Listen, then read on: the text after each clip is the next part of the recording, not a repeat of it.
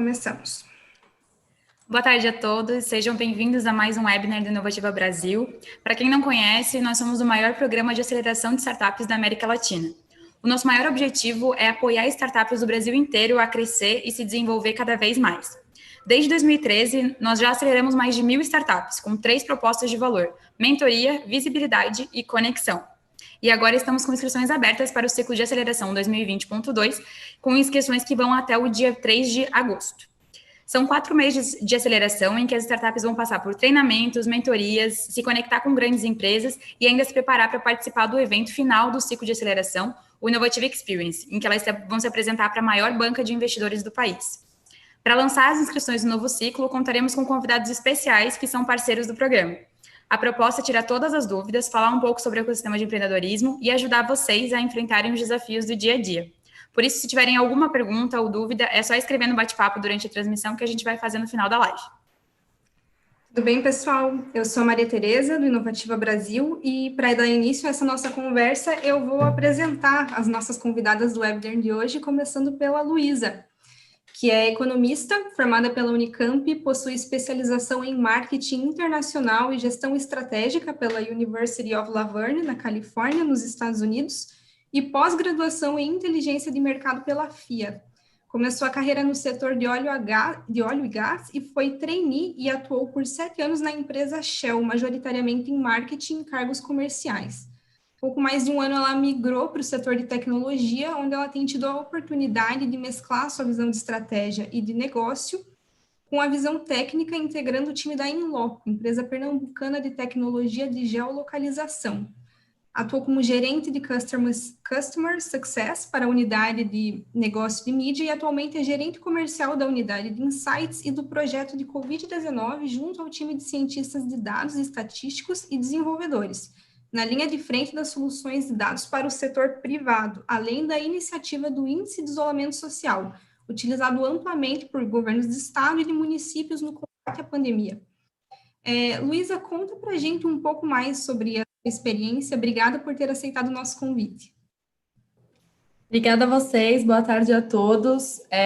Na verdade, eu fiz uma mudança, né, mais recente, aí, bem brusca na carreira. Então, eu atuei, né, durante 7 anos em uma empresa que tem 100 e poucos anos e passei para uma que agora tem pouco mais de 10, ou chegando em 10, né, na verdade, anos no mercado. Então, foi uma mudança muito grande para mim. Todo o meu histórico na minha bagagem na Shell me trouxe uma visão estratégica, uma visão de negócio, visão de processos, que eu acho que é bem importante. E aí, quando eu mudei para a Inloco, né, eu pude aplicar essa visão e passar para uma atuação mais gerencial, né? Então, tem hoje times comigo, né, times diretos e indiretos atuando comigo no dia a dia, tanto para soluções de setor privado quanto setor público. Então, tem sido um aprendizado e tanto, especialmente agora, né, nesse momento de combate à pandemia, que acho que todo mundo teve que se adaptar, eu também, e todos os negócios. Então, acho que agora, nesse novo momento, está todo mundo se descobrindo um pouco em como trabalhar remotamente, como gerir times remotamente, como gerenciar expectativas também remotamente, né? Então, acho que os dados e a tecnologia nos ajudam bastante. Eu estou aí nessa frente também. Legal, obrigada de novo por ter aceitado o nosso convite, Luísa. Seguindo para a nossa próxima convidada, quem vai participar da conversa junto com a gente também é a Ana Paula Candeloro, que é advogada pela USP, mestre em Finanças Sustentáveis pela Universidade de Cambridge, na Inglaterra, e conselheira certificada pelo Instituto Brasileiro de Governança Corporativa, o IBGC.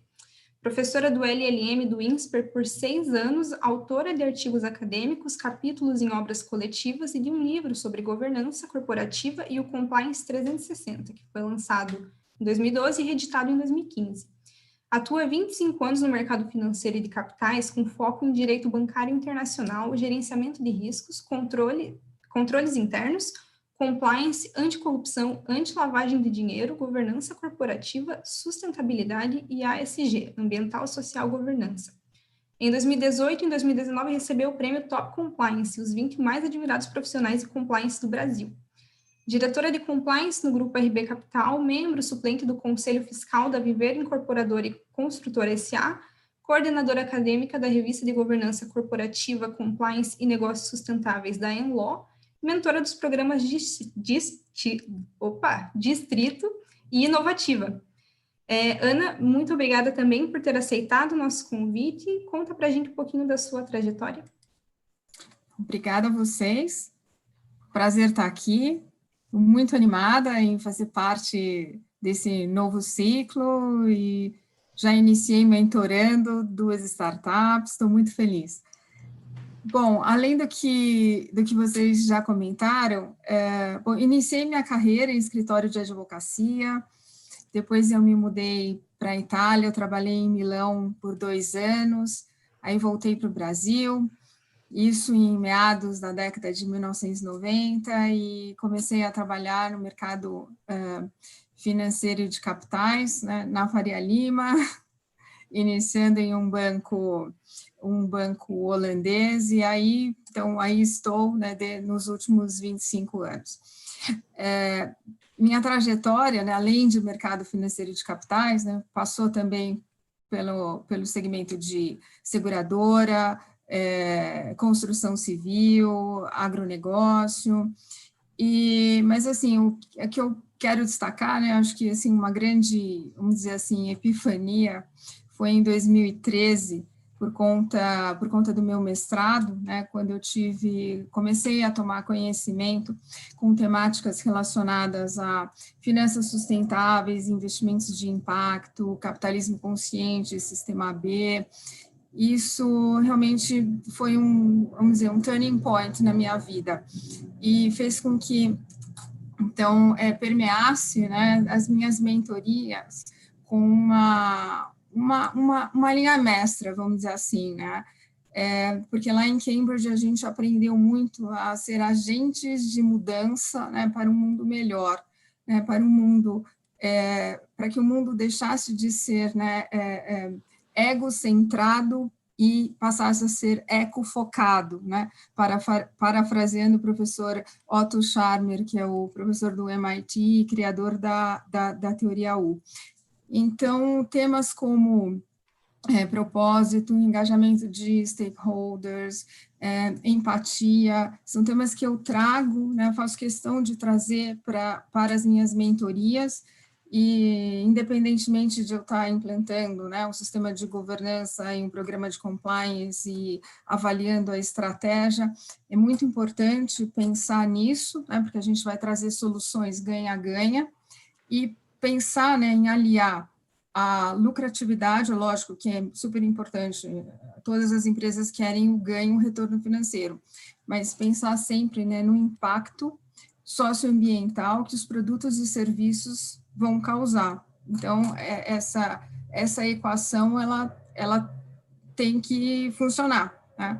Então, esse é o meu mote, né? E é isso que eu trago, que eu aporto, e é muito importante a gente ter essa visão sistêmica, essa visão holística, e sermos agentes de transformação para um mundo melhor. Então, Que legal. Agradeço novamente a sua disponibilidade de participar aqui com a gente. Agora nós vamos começar com as perguntas para as convidadas de Fernanda, e depois a gente abre para quem estiver nos assistindo agora ao vivo. Vou começar conversando com a Luísa, pensando em tudo que vocês fazem na Inloco e em tudo que vocês desenvolveram agora nesses últimos tempos, como que as startups podem gerar os insights e inteligência a partir dos dados? Acho que de diversas formas, né? Vai depender muito de qual é a natureza da startup e qual é o problema do cliente que ela quer resolver, né? Então, eu acho que no caso da Inloco, por exemplo, dando um exemplo, né, do que eu vivi, a Inloco nasceu para resolver problemas de negócio, né, do setor privado, enfim. Então, a gente utiliza os nossos dados de localização para criar contexto, né, e relação dos usuários e entregar esses insights para os negócios. Quando a gente percebeu que os nossos dados poderiam ser adaptados para trazer uma solução para o bem comum, né, para a utilização dos governos para o projeto de Covid, eu acho que o principal ponto aqui foi que todo mundo se juntou, né, em torno de um propósito para resolver um outro problema que era maior ainda, né? Então, até pegando um pouco do que a Ana Paula falou sobre propósito, é muito isso. A gente percebeu que os dados seriam importantes para ajudar os tomadores de decisão a direcionar esforços, né, em relação a tanto financeiros quanto contingente, aí cada estado e cada município liderou a frente de combate à Covid da sua forma, né? Mas a gente percebeu que seria uma adaptação do que a gente já tinha ali para resolver um problema. E foi assim que o índice de isolamento social nasceu, né? No fim de meados aí de março, e que hoje já é utilizado aí por 23 estados e outros municípios. E aí a gente percebeu que tudo precisa acompanhar o tempo, né? O timing é tudo. Então, por exemplo, agora a gente já está vendo a questão da retomada, da flexibilização, etc. Então, como é que a gente passou a prestar atenção no próximo problema? O próximo problema é como ter a retomada com segurança, como é que a gente usa os dados para ajudar não somente o setor público, novamente, mas o setor privado. Que tipo de negócio o setor privado quer resolver? É a segurança, é a abertura com segurança, é a recuperação das suas vendas? Então, isso sempre você vai ter que ter um olhar para o cliente, o que o cliente está esperando e o que você consegue fazer rapidamente, né? Acho que o grande desafio, muitas vezes, é mudar rápido, e as startups são boas nisso. São talvez menos burocráticas, menos processuais e conseguem fazer uma virada de chave mais rápida, mais ágil, e entendendo, né? Se você entender qual é o problema que você quer resolver, fica mais fácil de direcionar os esforços para isso. Legal, obrigada, Luísa. Agora a minha pergunta vai para a Ana Paula. Acho que a Matê fez a apresentação ali falando do currículo dela, ela é realmente uma grande especialista em compliance. Então, voltando para o nosso público que é totalmente de startups, né? Como que o compliance pode ser um diferencial competitivo para as startups?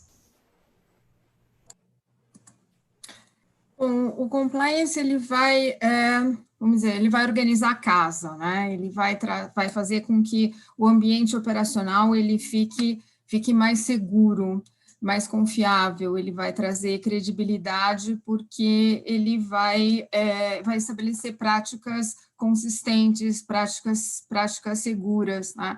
Ele vai alinhar diversos interesses, e uma vez que esses interesses estejam alinhados, os conflitos são minimizados. Né? Isso significa o quê? Né? As tomadas de decisões, elas ficam mais fáceis, e isso, a visão estratégica de longo prazo fica muito mais, vamos dizer, tranquila, né, e fica mais fácil de ser definida. Por outro lado, as práticas que são estabelecidas, elas também conseguem monitorar a gestão. E uma vez que eu tenho todos esses processos, né, que vale lembrar, não são entraves burocráticos, né? Eu tenho esses processos mapeados, definidos, eu tenho os riscos que eu consigo prever, eu consigo identificar, né, eu consigo monitorar, eu consigo mitigar, eu tenho tudo isso assim sob controle, eu consigo facilitar, né, o acesso a capital, um capital mais barato, porque eu demonstro, né, confiabilidade para o meu credor. Ele acha que eu sou um bom pagador, eu passo a ser mais confiável. E ainda, além disso, né, eu tenho toda essa transparência nos processos. Como tudo é muito mais transparente, a empresa, né, consegue minimizar a questão das agendas ocultas. Né? E esse exercício daquele poder oculto, vamos chamar assim, né, que pode permear as organizações. Então, fica muito mais fácil administrar aquela luta por poder, vamos dizer assim. Né? Então, isso faz com que o quê? Né, a companhia consiga acessar parceiros muito mais facilmente, e parceiros de qualidade. Então, o acesso a crédito, a fontes externas de capital, também sejam facilitadas, e também um dinheiro mais barato. Tá? Ela se prepara muito mais facilmente para uma eventual abertura de capital, uma eventual venda, e mesmo que ela não queira, eu não quero um outro parceiro, eu não quero vender, eu não quero abrir capital. mesmo que ela não queira fazer nada disso, né? Eu digo, ela estará sempre no controle do seu próprio negócio, né? Porque no momento em que ela queira eventualmente fazer tudo isso, ela estará preparada, ela não vai perder o tempo, porque se um dia ela quiser, né, ela vai perder muito no valuation, porque vai chegar um momento que o investidor fará uma diligência, né, a empresa acha que ela vale 100, o investidor fala, não, vale 50, porque vai chegar ali o questionário de due diligence no checklist, ela não conseguirá cumprir. Então, se ela conseguir fazer todo esse processo, né, com tranquilidade, numa escala de tempo, ela ganha muito mais valor. Então, é só um ganho, na verdade, né? Tem várias vantagens. Né? Que legal. Eu vou aproveitar que a Luísa já comentou um pouquinho, né, sobre o índice de isolamento social, que a Inloco está trabalhando, né, desde o começo da pandemia. Esse foi todo um período de muita incerteza, e nesse período de incerteza a Inloco conseguiu fornecer umas informações um pouco mais precisas sobre a pandemia, né? Como que foi montar essa ferramenta e usar os dados para ajudar as pessoas a entenderem um pouco mais do que estava acontecendo? Acho que um passo atrás é explicar um pouquinho sobre como a tecnologia funciona, né? Como é que a gente construiu isso. Então, a tecnologia da Inloco está nos celulares das pessoas. A nossa tecnologia vai embarcada em uma rede de aplicativos parceiros, e aí, mediante o consentimento do usuário em compartilhar sua localização, é quando a gente passa a receber única e exclusivamente essa informação. Então, não tem nome, não tem CPF, não tem nada disso associado, nenhum dado pessoal do usuário, e sim apenas o dado de localização. E o que a gente fez, né? A gente passou a agregar essas informações dos dados de localização. Então, dando o exemplo do meu próprio telefone aqui, né? Esse telefone tem alguns dos aplicativos que tem a tecnologia da Inloco instalada, e eu escolhi compartilhar a minha localização. Então, todos os dias, das 10 da noite às 7 da manhã, por exemplo, né, a mesma latitude e longitude envia um dado de localização para a Inloco. Muito provavelmente, a Inloco, sem saber que esse telefone pertence a Luísa, né, entendeu que provavelmente esse é o endereço de residência daquele telefone. E por conta disso, a gente foi agrupando, então, de forma agregada, realmente, a gente nunca compartilha dados individualizados, a gente foi agregando em regiões, né, percentualmente falando, qual foi o percentual dos dispositivos que não saíram de casa naquele determinado dia. Então, essa é a lógica por trás do índice de isolamento social.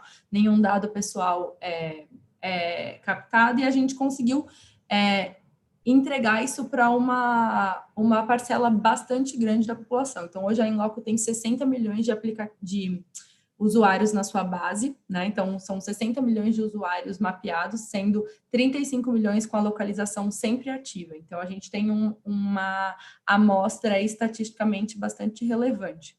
Então, a partir disso, a gente começou a agrupar essas informações e disponibilizar essas informações para os estados. Então, por exemplo, no estado de São Paulo, quantos por cento dos dispositivos ficaram em casa naquele dia? E a gente construiu, então, uma base histórica, né, que começa em 1º de fevereiro desse ano, então a gente tem uma ideia de como era o mundo sem a pandemia. Então, quantos por cento, né, dos telefones ficavam em casa antes, durante o período mais restrito da pandemia, e locais que adotaram lockdown, por exemplo.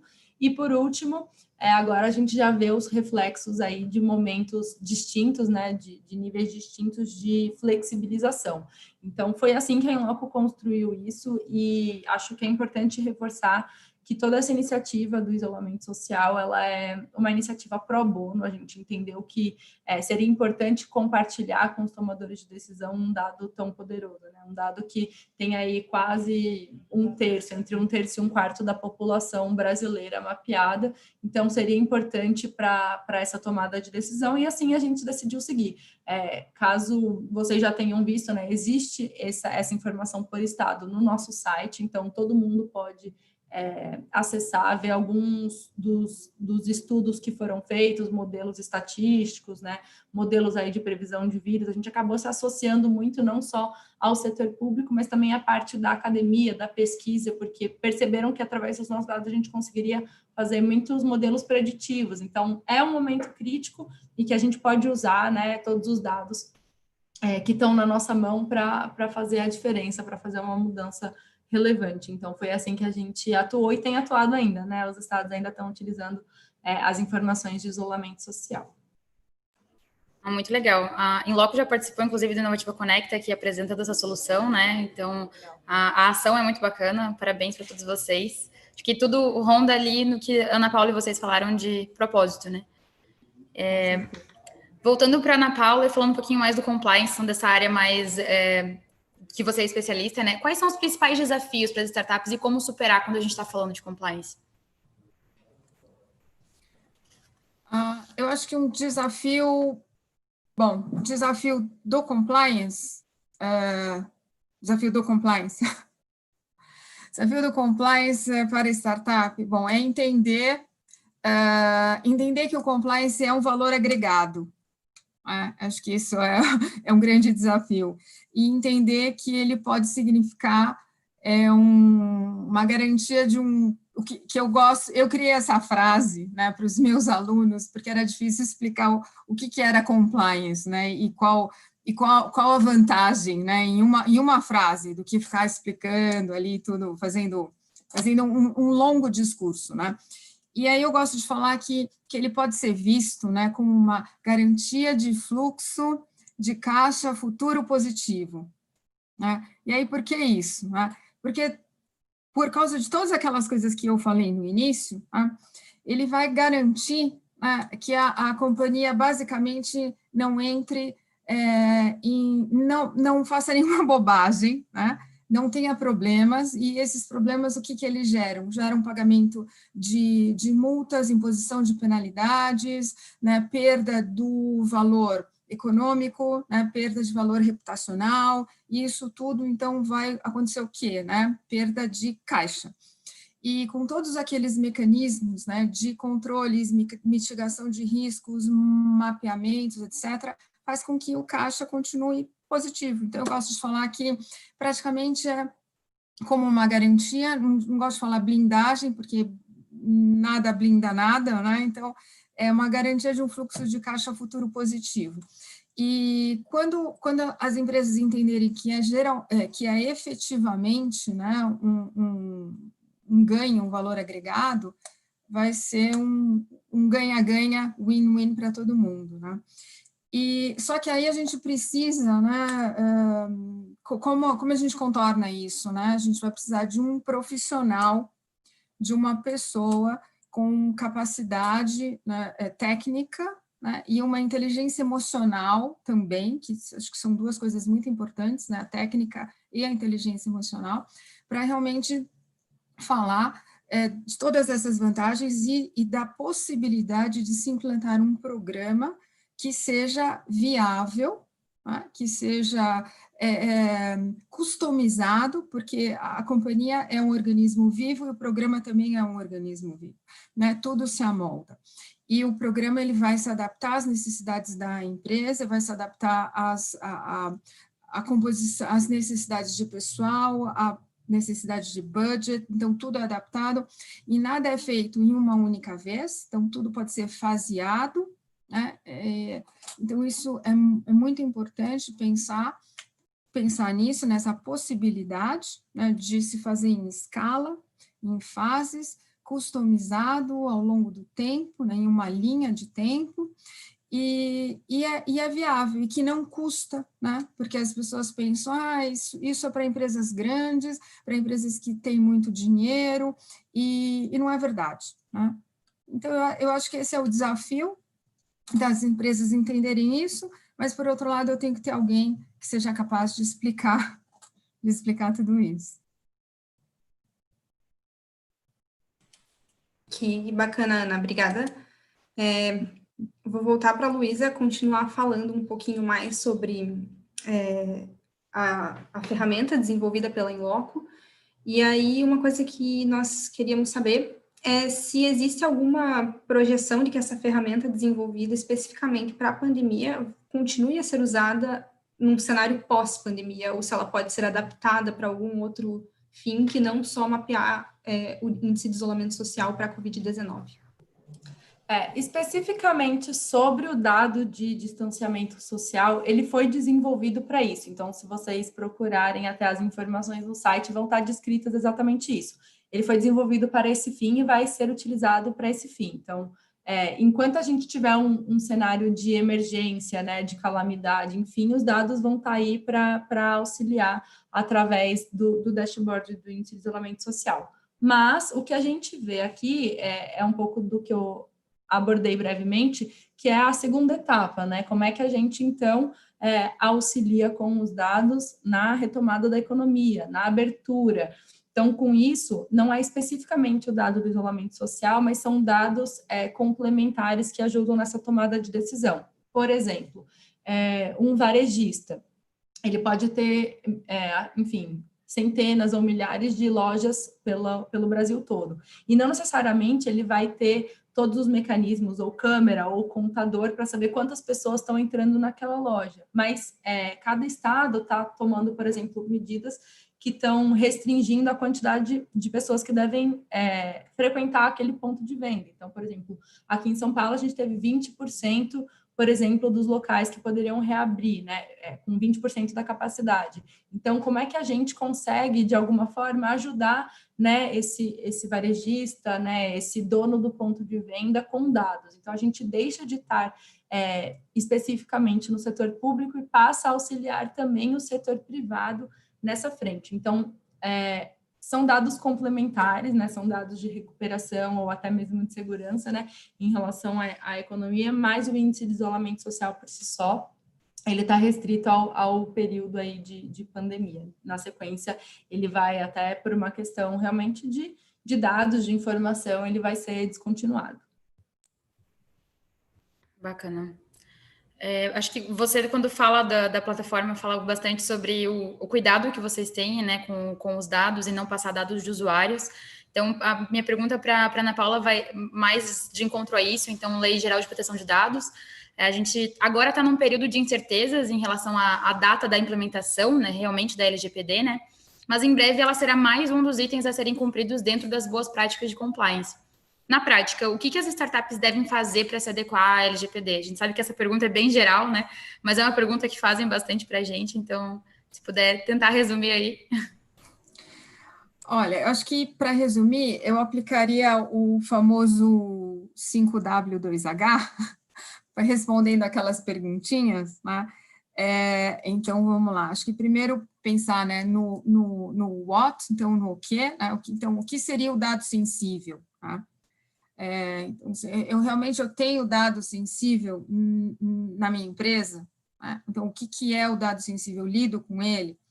Aí, depois, a gente pensa então, what, no where, então, onde está esse dado sensível, né? Por onde ele circula, em quais sistemas ele está, né? Por onde ele está navegando, tá? Depois a gente vai para o, deixa eu ver aqui, why, né? Bom, qual é o propósito de eu ter esses dados sensíveis na minha companhia? Eu realmente preciso acessá-los, né? E aí vai na questão de eu obter o consentimento das pessoas, dos detentores, dos titulares do dado sensível, né? Que é uma outra questão importante.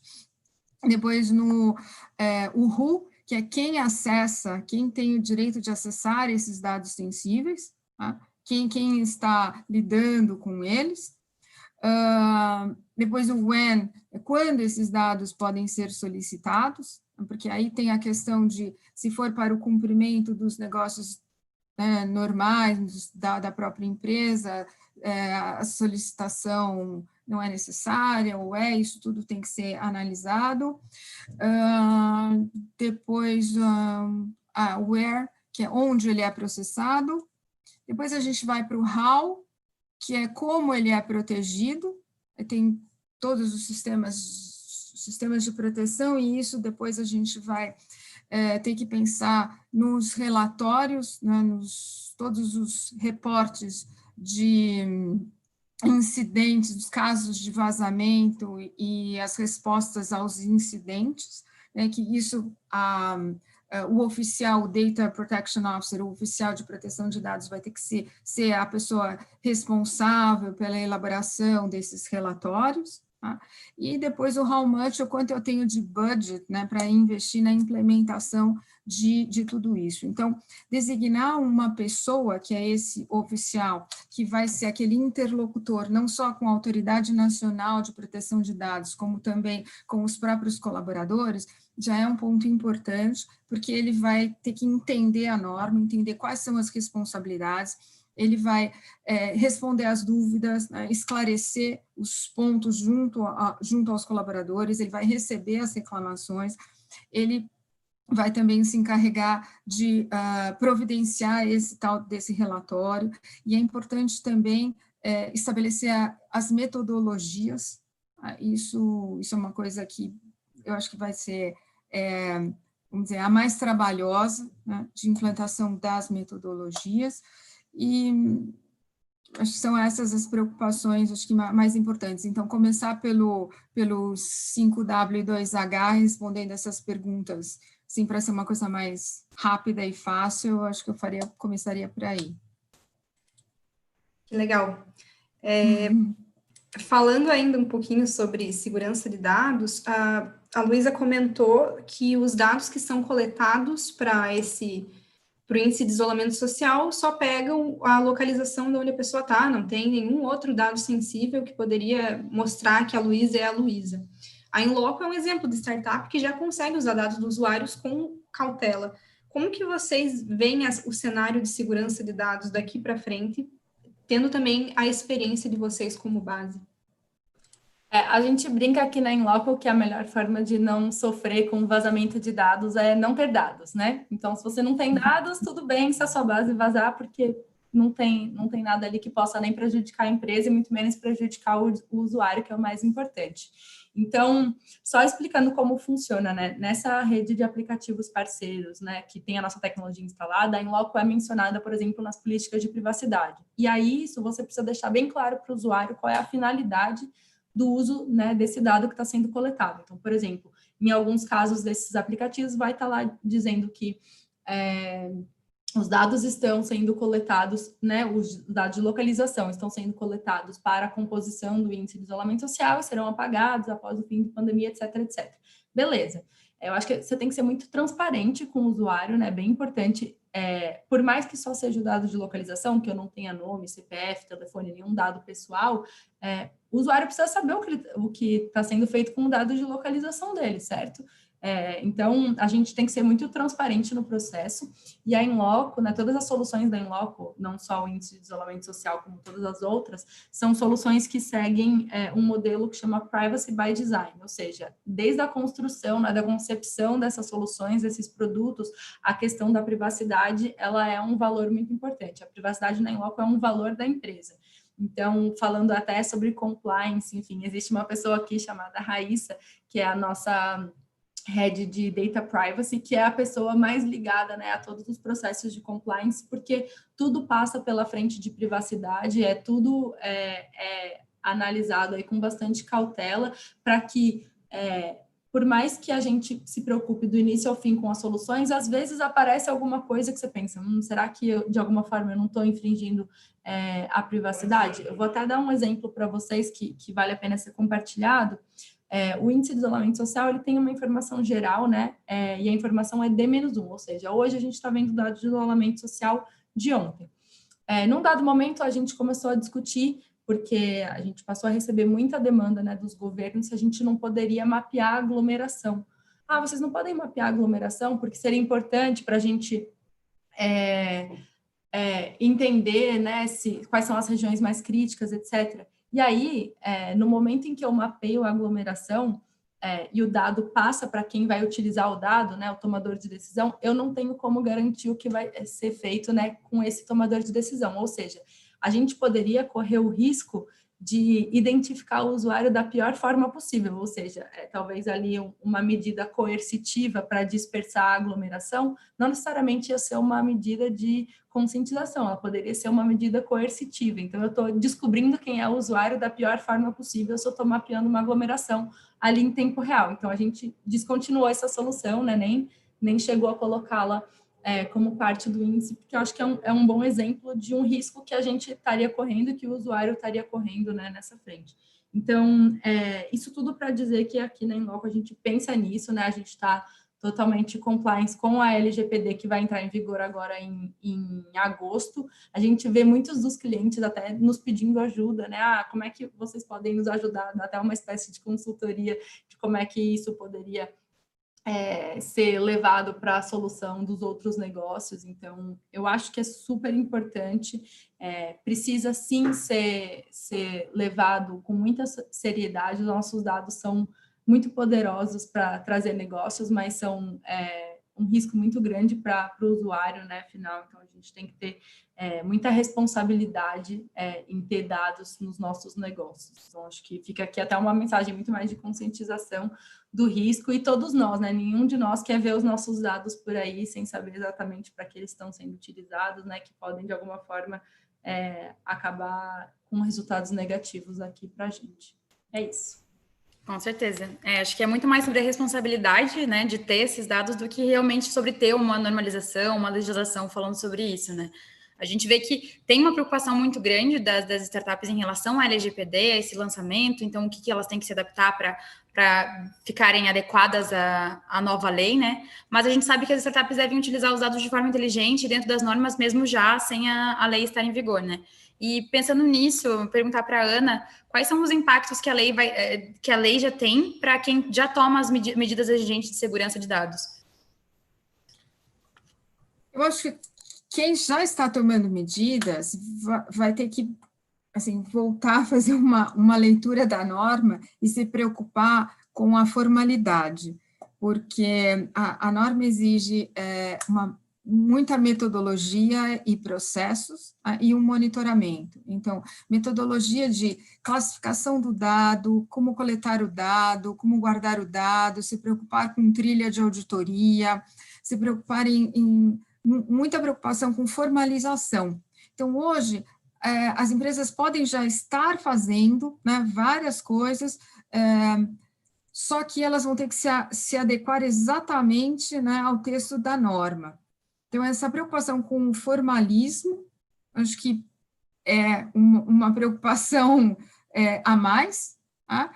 Então, ter uma figura, né, de uma pessoa especificamente responsável por isso, a preocupação com o relatório, né, estabelecer todo um processo de resposta aos incidentes, a questão do plano, a gestão de crise, enfim, eu acho que as respostas, né, aos incidentes.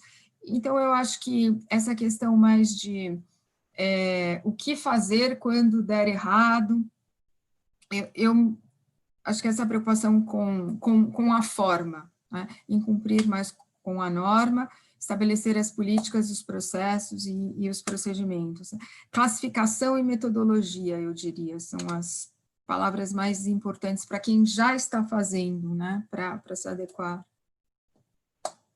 Isso, acho que essa vai ser a parte mais trabalhosa.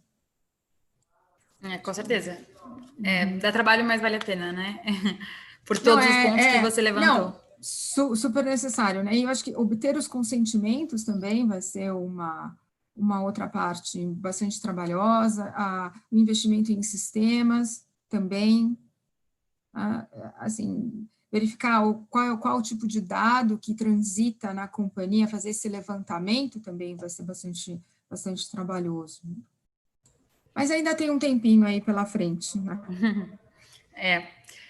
Acho que dá tempo realmente para elas se adequarem, né? Não muito, mas tem que correr um pouco. Tem que dar uma o sprint final agora. Exato, tem que dar uma corridinha. Agora, abrindo para as perguntas do público, a gente teve uma pergunta aqui do André Assis. Ele perguntou, além de alinhar estrategicamente com toda a equipe, em tempos de LGPD e compartilhamento de dados na indústria 4.0, um bom compliance deveria começar com um NDA assinado por toda a equipe?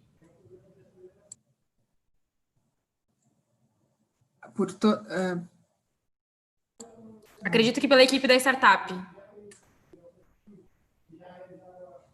Bom, na verdade, assim, já existe um princípio que eu não entendi muito bem a pergunta, da questão da confidencialidade. Bom, é que aí a gente tem a questão de barreiras de informação aí, né? Que a informação no caso do compliance, ela está restrita a quem deve conhecer a informação. Então, a informação ela não circula livremente por toda a companhia. Então, por isso que eu não entendi muito bem essa pergunta. Mas, enfim. Eu acredito que seria uma preocupação interna de ter um alinhamento mesmo. Porque o grupo de compliance, entre o grupo de compliance, a informação circula livremente, porque todos de compliance têm acesso à mesma informação. Porque o compliance, os funcionários de compliance estão, o que a gente chama above the wall, então acima do muro. Eles têm direito e devem a ter acesso livremente a toda e qualquer informação da companhia. Isso faz parte, né, do desenvolver, né, da atividade deles, para que eles possam desenvolver a atividade deles. Agora, as outras pessoas, né, vão receber as informações na medida do necessário para o desenvolvimento das atividades profissionais. Por isso que a gente estabelece dentro da companhia o que se chama de barreiras de informação, porque a informação ela não pode circular livremente dentro da companhia. E para que uma informação chamada informação material non-public, uma informação que é confidencial e ela é sensível, e ela vai circular, ela tem que transpor a barreira, e aí, nesse caso, existe um termo, que é um termo de um documento, né, de transposição de barreira, que é assinado, e aí quem vai receber essa informação que é confidencial, e ele está do outro lado da barreira, aí ele vai assinar um documento que ele está recebendo a informação que ele não deveria receber, mas momentaneamente ele terá acesso a ela, porque ele precisa desempenhar uma atividade. Então, assim, é um pouco mais complexo do que simplesmente um NDA para todo mundo. Então, a companhia, as áreas, elas são segregadas, né, em áreas públicas, áreas restritas, áreas, enfim. Não, acho que ficou bem claro. O usuário pode comentar aqui se ficou com alguma dúvida ainda. Claro, pode perguntar. Tem mais uma pergunta que é sobre o 5W2H e o DTO. Qual o melhor perfil? Gestor, técnico, advogado? Acredito que falando sobre o DTO. Para exercer a função do Data Protection Officer? Uhum. Olha, eu acho que o melhor perfil é aquele que...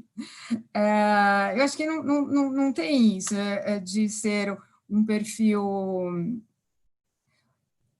analítico. Eu acho que eu não gosto de falar que uma profissão ou outra profissão, né? Eu acho que ele tem que ter um skill analítico, né? Eu não gosto de fixar em uma profissão, porque é a mesma coisa que falar que o compliance tem aquele estigma, né, de antigamente, que o compliance ele deveria ser advogado. Não, né? Ele tem que ter um perfil analítico, uma pessoa bastante observadora e que bastante detalhista, e que consiga ter esse perfil investigativo também, né, que goste de fazer, né, o que está fazendo, e que tenha também uma alta inteligência emocional. Essa ideia, né, de que um bom compliance deveria ser um advogado, isso veio lá dos Estados Unidos, no pós-guerra, com o Securities Act de 1933, porque dizia que um advogado, né, que seria o designado a checar a aderência do Securities Act, né, o que a companhia estava fazendo ao que a norma estabelecia. Então, toda a empresa deveria ter um advogado para checar se a companhia estava cumprindo ao que o ato estava determinando. Então, aí que nasceu a figura, né, do tal do Compliance Officer, né, nos Estados Unidos, para cumprir com aquela determinação, isso no pós-quebra de 29. Então, ficou-se com essa ideia, só que hoje a gente vê, eu tenho colegas que fizeram até biblioteconomia, então não é o caso. O importante é ter um perfil, os skills necessários e um alto grau de inteligência emocional, porque a pessoa vai circular, e eu falo, né, por diversas tribos e enfrentar diversas questões, e tem que sempre encontrar uma solução ganha-ganha, ser pró-negócio e trazer sempre soluções criativas e inovadoras para as questões da companhia. E isso é um paper, eu cito, gosto de citar, porque é um paper da IOSCO, um paper até de mais de 10 anos, que fala isso como uma das funções do Compliance Officer. Então, pode ser, todos são bem-vindos. Legal. Não, bem bacana não restringir realmente a uma profissão só, né? Muito mais pelo perfil. Tem uma pergunta aqui também para a Luísa, na verdade uma pergunta e um elogio. Parabéns, Luísa, não somente pelo trabalho na Inloco, mas toda essa cautela, prudência e responsabilidade que vocês estão adotando. Afinal, a segurança dos dados é a proteção do próprio negócio. Daí ela emenda com uma pergunta, a Inloco precisou fazer um investimento muito alto em recursos para a proteção e segurança de dados? Sim, mas desde sempre, né? Não foi agora. Então, como eu falei, como a gente segue a base do Privacy by Design para soluções, a Inloco, na verdade, ela foi pensada, né? O nosso CEO criou a Inloco para pensar em resolver um problema de privacidade. Então, ele ficava muito incomodado, né? De como sistemas eram quebrados, como hackers, por exemplo, né? Poderiam ter acesso a uns dados de forma, enfim, equivocada ou ilícita, e ele criou a Inloco com esse propósito. Então, desde o início, as estruturas, o nosso time técnico, todas as nossas estruturas, elas têm sim um foco muito grande em ter a privacidade ou ter a segurança, cybersecurity, etc. Então, lá tem o Data Protection Officer, tem todo mundo que faz parte desse time aí, que a Ana falou, e que para a gente é super importante, porque é a sobrevivência do nosso negócio, né? Se em um dado momento parecer ou for, de fato for, que a Inloco não está seguindo o que ela prega, o nosso propósito foi embora, né? Então, a sobrevivência do negócio é muito nessa linha. Então, foi sim feito um investimento em pessoas, principalmente, em treinamento, em estrutura, né, em toda a parte de estrutura, cybersecurity e na construção dos produtos, realmente. Maravilha. Acho que ficou claro. Também o André, que tinha feito a pergunta sobre o NDA, ele falou se as pessoas que estão na área, os técnicos que têm acesso a esses dados sensíveis, precisam assinar. Então, quem tem acesso precisa...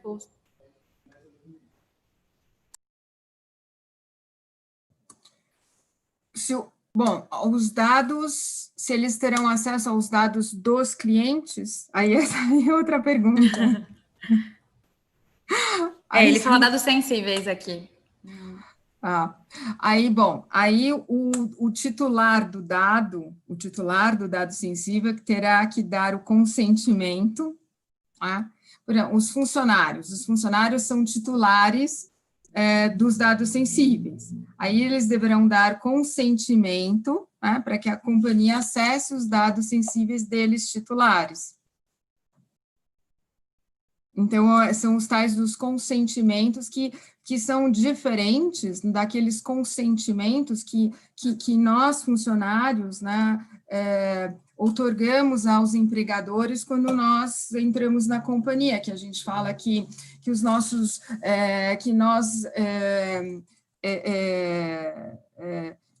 que a companhia, que nós não devemos esperar privacidade nas nossas comunicações, por exemplo, que o produto do nosso trabalho é de autoria da companhia, são consentimentos diferentes, né? É um consentimento específico para fins de LGPD. Então, nós agora, funcionários, somos titulares de dados, chamados dados sensíveis, e deveremos preencher um consentimento diferente, né, que vai ser preparado ali pelo advogado trabalhista, e e sim, isso vai ser preparado em cada empresa. E aí, na medida em que essa autorização for dada, aí o time de compliance terá, sim, a autorização, poderá ter acesso a essa informação. Então, isso faz parte, né, essa coleta faz parte do trabalho aí que vai ser desenvolvido de LGPD. Que bacana, Ana e Luísa. Agora a gente já está chegando ao finalzinho do nosso webinar, e sempre quando a gente está finalizando a conversa, a gente pede para as convidadas deixarem uma mensagem final para quem está nos assistindo, para quem vai nos assistir depois. Então, Luísa, se tu quiser começar, para a gente encerrar o nosso papo. Bom, então, na verdade, primeiro eu agradecer, né, a oportunidade de estar aqui conversando com vocês, contando um pouco mais do que a Inloco faz, né, do porquê que esse foco em privacidade, né, surgiu e como é que a gente está, de alguma forma, ajudando a sociedade, trocar um pouco com a Ana também. Acho que o meu histórico na Shell, ele estava muito ligado a isso, processos, compliance e tudo mais, então eu tentei absorver ao máximo e levar isso adiante, então acho que é super.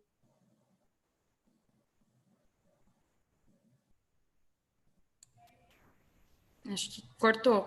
Aqui para mim tá... Para vocês tá travado? Para mim também. Para mim também travou. Então, acho que a gente pode esperar a Luísa voltar, a internet colaborar. Se a Ana quiser... Olha lá, a Luísa voltou. Voltou. Oi, gente, eu acho que sumiu o Zoom aqui para mim. Pareceu que vocês me fecharam, mas acho que ele caiu sozinho. Caiu, Luísa. E o que eu estava falando, na verdade, é que a gente tem que sempre se renovar, se reciclar, né? Nesses momentos são tão críticos. E aí é que a gente começa, eu acho que trabalhar em uma empresa, trabalhar em um negócio é uma via de mão dupla, né? Você precisa se identificar com o negócio e o negócio também precisa se identificar com você. Às vezes, quando a gente tá num processo, até num processo seletivo, sei lá, a gente pensa, ai, nossa, eu gostei muito dessa empresa, puxa, mas ela tem que gostar de você de volta, você tem que se identificar com aquilo, e eu vejo muito isso, assim, cada vez mais a gente procurando propósito no que faz, procurando como tá o mais alinhado possível com a sociedade, com a devolução, né, para a comunidade em que a gente está inserido. Então, eu acho que hoje é o que eu levo, então esse webinar eu aprendi muito e vou levando, né, cada um que eu participo, cada momento, cada troca que eu tenho, eu vou levando e entendendo o quanto isso está agregando para o meu propósito, o quanto isso está agregando para o que eu faço, né, e o quanto a Inloco hoje representa muito do que eu acredito, né, então é isso, obrigada.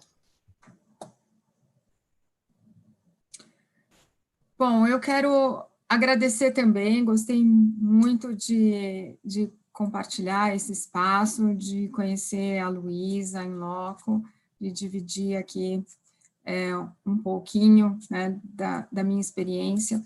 E como não poderia deixar de ser, eu tenho que falar também sobre propósito, porque realmente é super importante para mim, e ser agente de mudança para um mundo melhor, porque realmente é a minha frase, essa questão do impacto, de engajamento de stakeholders, e a gente, quando vai oferecer um produto e um serviço, a gente não pode pensar só no retorno financeiro e querer competir pensando, né, só na margem de lucro e pensar que a gente vai ganhar do nosso competidor pela questão financeira. Eu acho que o grande diferencial, e é o que eu falo, né, para as startups que eu estou mentorando, acho que o seu diferencial vai ser o seu propósito.